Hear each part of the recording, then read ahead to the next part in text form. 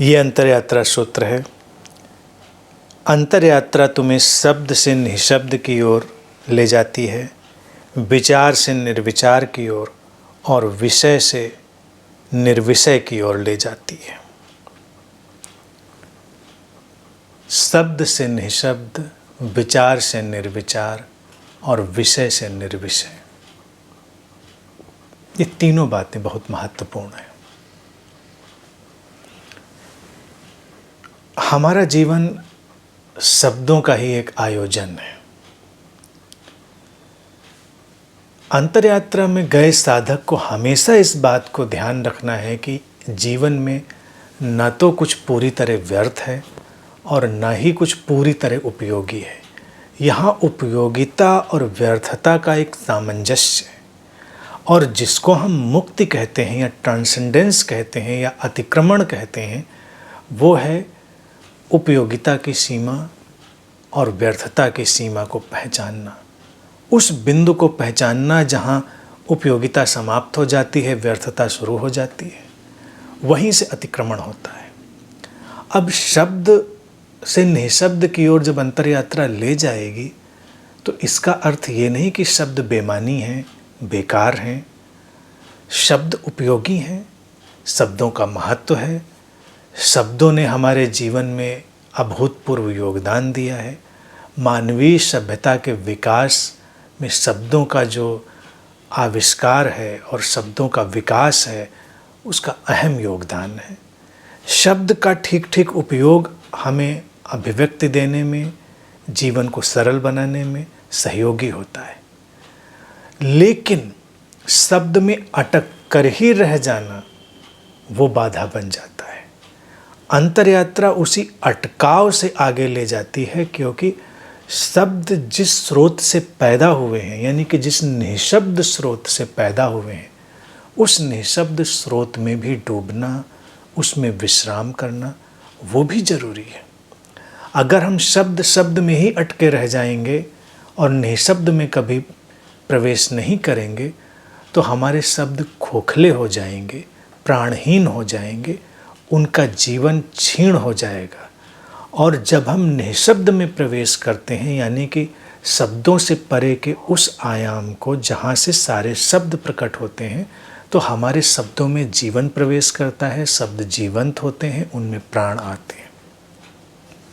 तो एक तो ये बात समझनी। दूसरा सूत्र कहता है विचार से निर्विचार में। ध्यान का सारा आयोजन इसी निर्विचार स्थिति की ओर जाने की प्रक्रिया है। लेकिन निर्विचार स्थिति से एक भ्रम लोगों में ये बनता है कि विचार होंगे ही नहीं, विचार समाप्त हो जाएंगे, जबकि ऐसा नहीं है। विचार बहुत उपयोगी हैं। विचारों ने ही तो हमारे जीवन को रचा है, जीवन को गति दी है, जीवन को विकसित होने की सारी व्यवस्थाएं और क्षमताएं दी हैं। लेकिन हर विचार उस निर्विचार आयाम से, उस शून्य आयाम से उठता है, उस स्रोत से उठता है। सूत्र कहता है विचार से उस निर्विचार स्रोत में अतिक्रमण करना है, जहाँ पर ऐसा नहीं कि विचार समाप्त हो जाते हैं, बल्कि हम विचारों से अटकते नहीं हैं और विचारों की जो पृष्ठभूमि है, उनका जो सोर्स है, स्रोत है, हम उसमें जाते हैं, उसमें हम ठहरते हैं। तब विचार हमारे लिए बिल्कुल अलग ही रूप में प्रकट होते हैं। हम देखते हैं कि विचार बस घट रहे हैं। जब विचार में हम अटकते हैं तो मेरा विचार होता है, तुम्हारा विचार होता है, इसका विचार होता है, उसका विचार होता है, जबकि विचार किसी का नहीं है। विचार तो बस उस निर्विचार आयाम से घट रहा है। तो निर्विचार आयाम जो शब्द है, उसका तात्पर्य यही है कि इस सोच का खत्म हो जाना कि कोई भी विचार किसी का है, कोई विचार किसी का है ही नहीं। तो एक तो ये बात समझ लेना। तो निर्विचार स्थिति विचार का अंत नहीं है। विचार से आसक्ति, विचार से अटकाव और विचार को अपना मानने की भावना से छुटकारा है। और तब उस शून्य आयाम में, जहाँ से सारे विचार प्रकट होते हैं, स्थित होना हो जाता है। फिर तीसरी बात कहता है सूत्र, विषय से निर्विषय की ओर। विषय है, विषयों का फैलाव है जीवन, तमाम विषय पैदा होते हैं, उनसे ही जीवन आगे गतिमान होता है और जीवन विकसित भी होता है।